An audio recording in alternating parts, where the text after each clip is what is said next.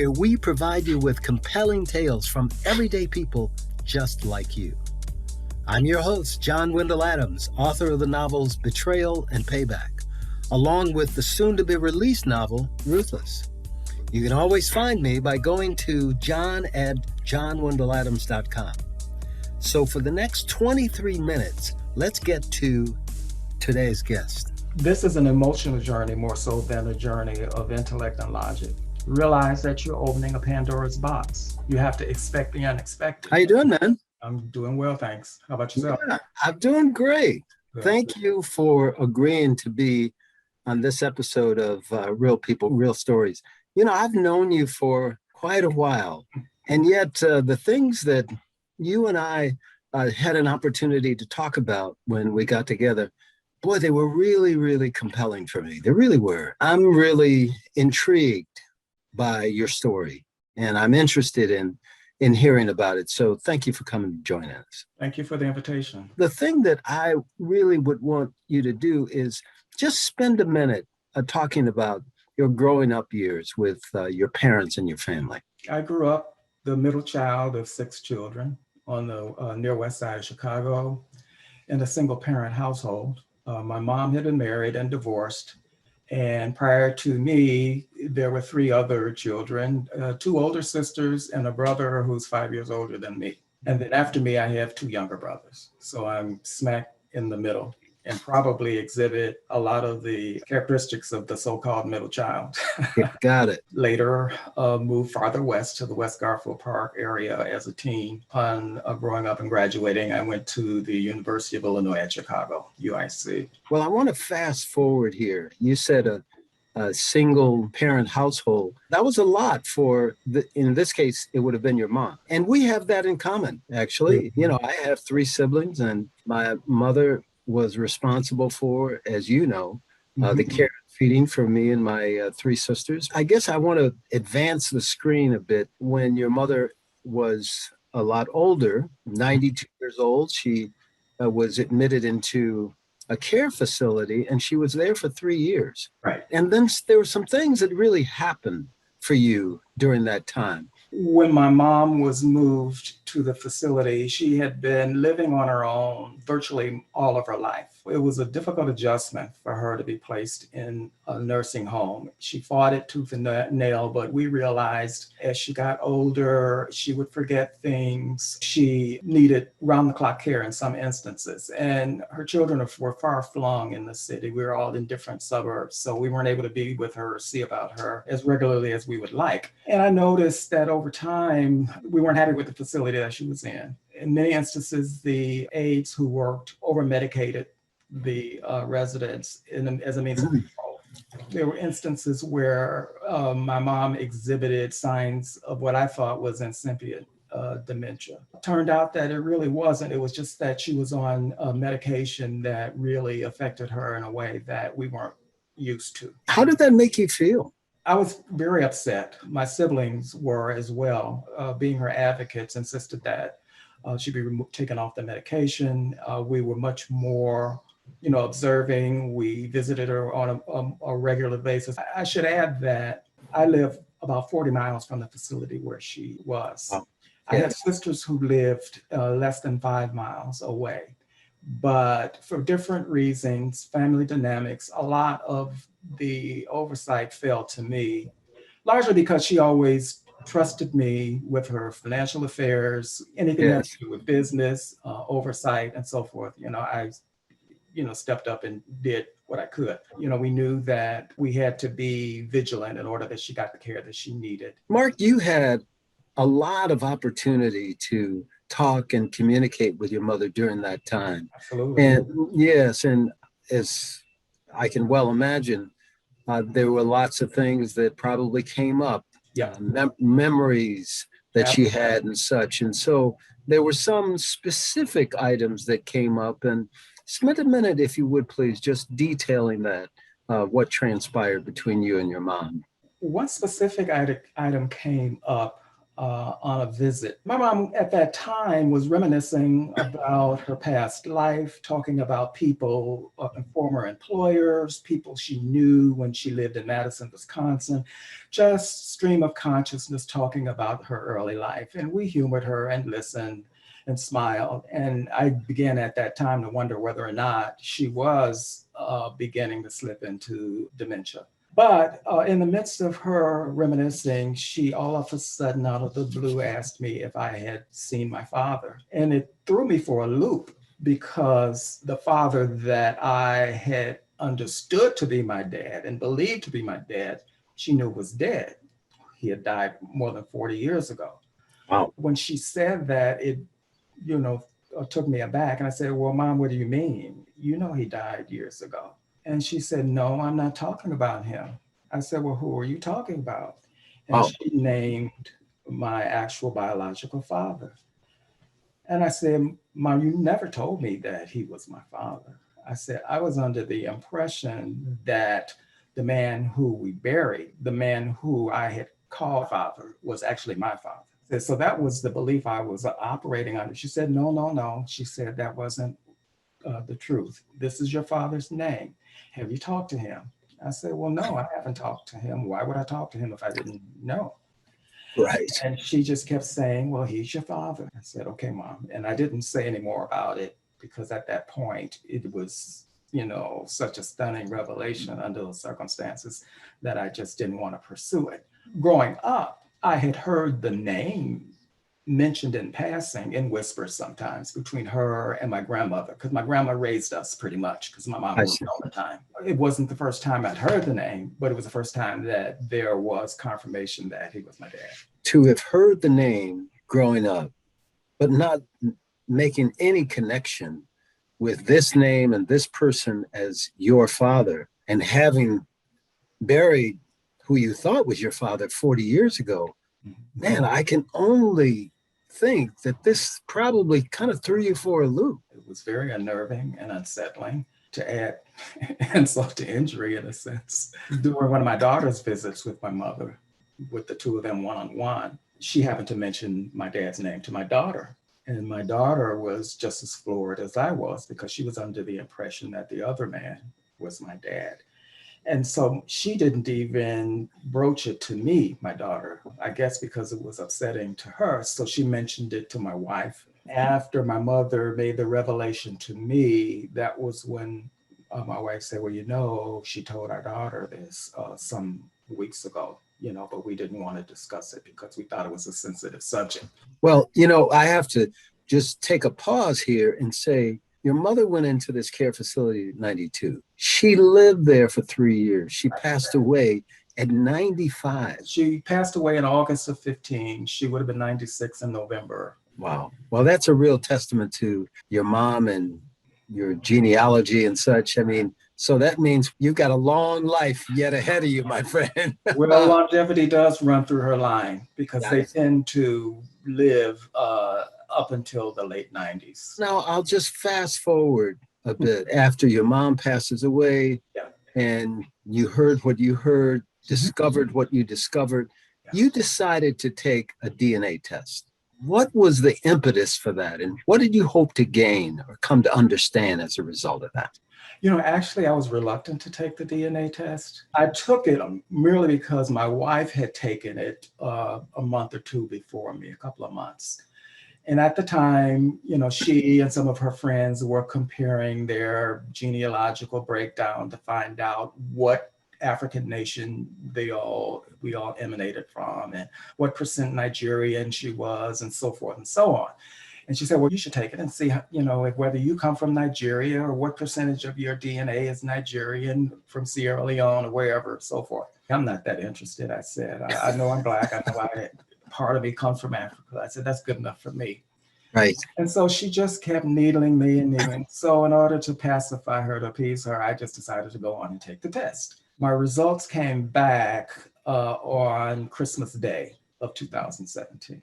Wow. Very auspicious, to get them. Later in that afternoon, when I had a little quiet time, I decided to open my results. Turns out most of my DNA makeup, my genealogical makeup, is from the Cameroons and then part of Congo, Benin, other parts of Africa, not very much from Nigeria. And Yes. we laugh because she would joke and say, I'm really, Nigerian. I've got Nigerian.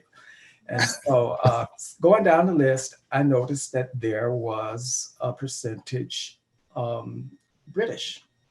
Yes. 15%, all things considered, was quite high. And that told me right there that there was some Caucasian, some white in my DNA makeup. I looked down the list of matches because Ancestry lists in order of DNA percentages that you share with other individuals. I looked down the list and there's a white third cousin on the list. And that just blew me away. And I'm saying, Got it. God, how in the world? And I knew it came from my paternal side because I knew all of my mother's relatives. Right. I had done research on them. I knew, how far back we could, in fact, trace our heritage back on her side to 1839. I want to make sure that we're really clear about this, at least from my standpoint. Yeah. On your maternal side, you really kind of knew everything as it related to your mom, how far it went back, I did. the various individuals, et cetera. But now we're talking about the paternal side. And you find out not only is a large percentage, and you say 15%, that's pretty significant, is from Britain, a Caucasian consideration. And then you find out a third cousin is a white person. What do you do with that? I pondered and knew that he derived from my father's line. My next step was to find out more about my father and his heritage. I emailed this cousin through Ancestry. Yes. I said something to the effect that I see that you're a match for me at the third cousin level. I sure would like to find out how we're connected. He responds back to me and says, I would too. And Right. so I responded back and said, well, I'm glad that, you're open to it. I said, because given the circumstances, I wouldn't have expected you to be so forthcoming. Yeah, that could have gone a lot of different ways. It could have. And he said, well, you know what? I'm not prejudiced. I don't dislike people until they give me a reason not to. So I said, well, that's cool. I said, well, at least, he's open. Meantime, he shared his family tree with me. Based on his tree, my grandmother, my dad's mother, had to be connected to his branch somehow. And so my next step was to try and find out how. I mean, how did you start to put these two events that seemed up until that point, they really didn't have necessarily a connection? Your mom tells you your dad's name. You then decide to take this DNA test. Now you find out about this third cousin who happens to be Caucasian. I mean, what happens? I mean, how do these things sort of come together at that point? For one thing, I was able to narrow down where my father's people came from, him as well. Based on that, it led me to census record research. From over the winter of 2017, I was deeply immersed in locating census records to try and trace my grandmother and her people and how it came about that she came to Chicago. Right. And basically, that was what my search entailed. And so right away, I was able to determine that my father, along with his dad and my grandmother, migrated to Chicago from Georgia in the early 1900s. My dad was born in 1912, so he appeared on the 1920 census in Chicago, Cook County, on the near south side of Chicago. They came en masse from Georgia with my grandfather's family. What puzzled me was that on the record, my grandmother was identified as white. My dad is mulatto. That sent me down a number of rabbit holes trying to trace her, trying to find out more about her lineage. Right away, I was able to get death records for my father and his dad. So I knew more about them than I knew about her. Turned out that my grandfather, my dad's father, died at the age of 39. In 1932, not long after, 10 years after they came here. So she was widowed at an early age. That told me that the likelihood of her remarrying at that age was very high. So my likelihood of finding her would have been difficult, slim to none. I was able to Yes. trace even where my dad is buried, where my grandfather's buried, but hers was a loose end. And that was what the struggle was. The challenge was to find out more about her, and thereby find out how she was connected to this third white cousin. This is like a 4, almost 5 year journey, looking in records, the DNA test, ancestry.com, talking to this third cousin on the phone, looking at death records and such. I mean, how did all this make you feel? In a sense, because I'm a writer, of course. In my writing, it involves research.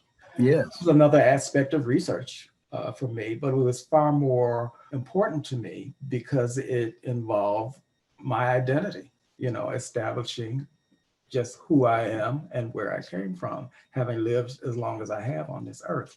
So I was determined and dogged in my research. I will say that I was aided by my wife, who is an adoptee. And within the last few years, she searched for her biological family with success. That sort of buoyed me, in this whole search, because she helped me in terms of the research. She kept me going, encouraged me along the way, and was pretty much, shoulder to shoulder with me. So do you think now that you have been able to connect the dots in some way that helps you to better understand Mark Boone, who he allegedly was in terms of makeup and people, your people and such? I mean, do you have a greater sense of who you are versus who you thought you were? I do. I think there has always been a question, in the back of my mind about, my paternal side, my paternal makeup, who my dad was, more about him, since I'd never met him, didn't know him face to face, didn't know any of his traits, characteristics, what his personality was like, to the extent that I may have inherited any of that. So it was always a question mark and something that puzzled me throughout my life. Happening upon this information has done a lot in terms of helping me to plug some holes and fill in some gaps about me. A very funny and interesting little anecdote that sprang out of this search was when I happened to correspond with this third cousin, and we would just text or email one another back and forth. I didn't really talk more with him, by phone. But during the search, and when he was trying to again help close this loophole, he happened to ask me one day, Mark, by the way, do you happen to have a split chin? Well, as a matter of fact, I do. He said, well, that's a trait of most of the males in my family line. Holy cow. And so when he saw my picture on Ancestry and saw it, it sort of just clenched it for him and said, well, yeah, I know you are part of, my family. Wow. Well, have you been able to, along this journey, have you been able to talk to other individuals like this third cousin that helped to fill in the blanks for you? There was another cousin down the line who I had happened to uncover during our research, who I had sought out to try and fill in some more gaps. Fortunately, here again, she turned out to be very forthcoming, intrigued by the fact that she would have an African American as a cousin. Actually, I was able to enlighten both her and this third cousin, the guy, enlighten them about our common forebears. I provided information that they didn't even have about where the family line sprang from. So they had to correct some of the assumptions that they had based on facts that I was able to provide. The last stop on the line thing was I had to find out where my grandmother was. And it turned out that through further research, I was able to obtain a draft registration card for my dad when he had to register for the Selective Service. It happened to list his mom as the next of kin, and it had her newly married name, her married name, which pretty much clinched it for me. And then I was able to trace her, find out, if there were any remaining relatives of hers, of which there was an in-law who handled her final arrangements. And I was able to find this woman. She provided me with as much information as she could. And then I was able to close that gap. Thank you, first of all. Thank you. Oh, you're welcome. Yeah, it's just, when you described your story to me originally, we ended that conversation. And I thought, oh my goodness, I tried to put myself in your situation and say, if I had gone down a road thinking and believing who I am based upon what I was told and had come to understand, and then have that world sort of turned upside down and finding out all of these other things, I had to ask myself the question, would it be a help or a hindrance? And I guess what I want to ask you is that question. Given all that you've found out, all that you've determined, all that you've heard, all that you've asked and gotten answers to, has it helped or has it hindered you? It's been a mixed blessing. Mm-hmm. That way. It has helped me in some ways. It has hindered me in some ways. Mm-hmm. It has helped me to answer questions that I've always had in the back of my mind growing up about my identity as to who I am. It has not changed my identity, I don't think. I would say it has enhanced it from the standpoint that I know more about me. I know why I have certain tastes or proclivities that people have teased me about, wondering where that came from. Sure. Even from the birth of my first child, when she was born, she was so fair that the nurses could not believe and refuse to believe that she was my wife's child. And they would always double check her wristband to make sure that this was the child that came, So I realize now in retrospect that was some of that DNA that surfaced, in her makeup. So there are a lot of things that, it's helped me and answer questions. It's a Pandora's box. Anybody who's searching, for their biological roots or seeking family, you don't know what you're going to find. You have to expect the unexpected, Mm-hmm. and none of it is logical. Right. Not logical, because I pursued this search, this quest based on logic, Mm-hmm. but that belief was shot to pieces so soon after I started digging. Right. And I just had to throw out the window and be open to any possibility. Sometimes I will hear a story and I'll say, okay, so for me or anyone else listening to it, what's the so what? And I guess I would ask you this question. For other people who may be on a similar quest, or they may not even realize that there's a quest that they need to be on, right? I guess the question I would ask you is, what would you say to people who are needing to really uncover, they don't really understand, kind of who they are, their background, heritage, etc. They get thrown a curveball. What would you say to them about going on a quest like this? What would be your commentary to them? Well, I would say that they have a right to know their heritage, their ancestry, the good, bad, and the ugly. They have a right to know because it's empowering. They have to write their own narrative. And if they don't know the story, they can't write the narrative. So they have to know. They have every right to know their origins. I would also say that, as I said before, realize that you're opening a Pandora's box. You have to expect the unexpected. You can't go in with preconceived notions as to how things came to be, or the reasons and the why fors and so forth as to why things are the way they are. You have to, as I said, expect the unexpected. This is an emotional journey more so than a journey of intellect and logic. So you're going to have certain emotions. You're going to feel a certain way. To the extent that you can connect and link up with other people who've had similar experiences, by all means, you should do that. Right. And that's happening more and more now with the advent of DNA. And as they say, there was this old saying, There are no secrets that time doesn't reveal. There are no secrets that time and DNA don't reveal, because they're Sure. going to come to light one way or the other. Yeah.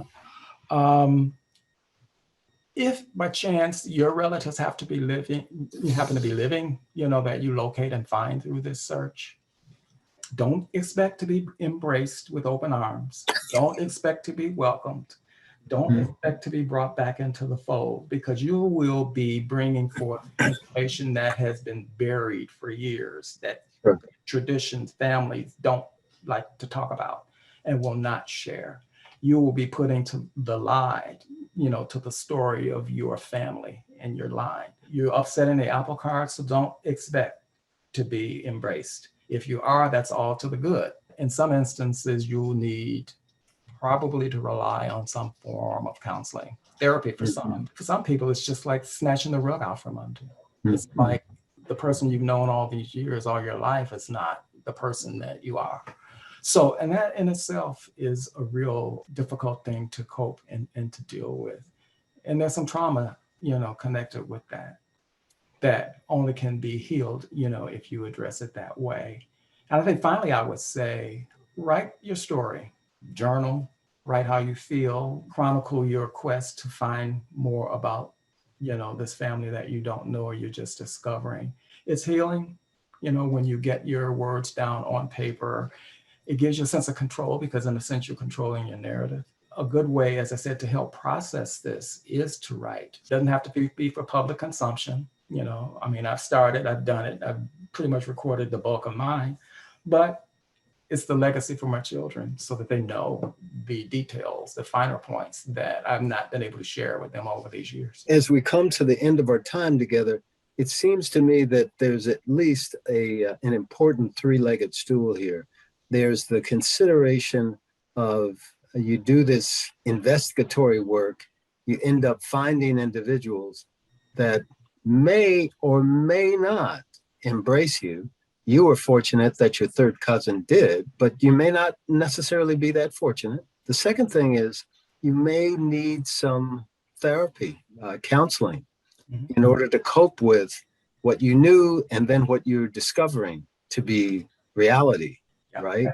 And then your third thing, which I really appreciate, is you need to write and detail it out, because it gives you an opportunity it can be a bit cathartic, I think is what you're saying. I applaud you for the work that you've done associated with taking the initiative to search and be comfortable with what you found.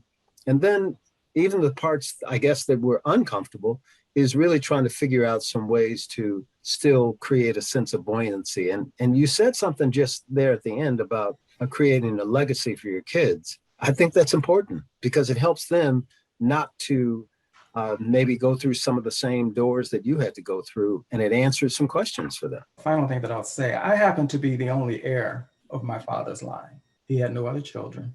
Wow. So there are no other family members on his line that I can connect with or connect to, which in a way I'm glad about, I'm happy about, because that's one less issue that I have to deal with.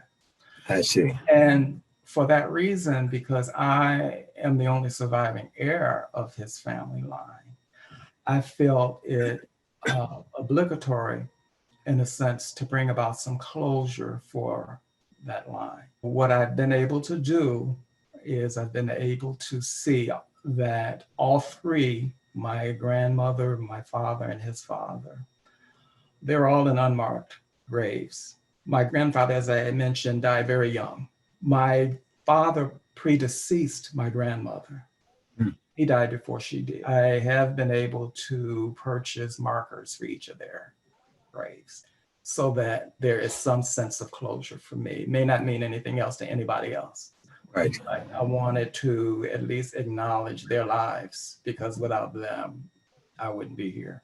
Mark, thank you so much. It's not every day that people are willing to share the details that they find when, there's one set of circumstances that they come to understand, and then find out that there's a different set of circumstances that has to do with their lives. And Mark, I really appreciate you deciding to come on Real People, Real Stories and share your compelling story. Well, Right? the invitation.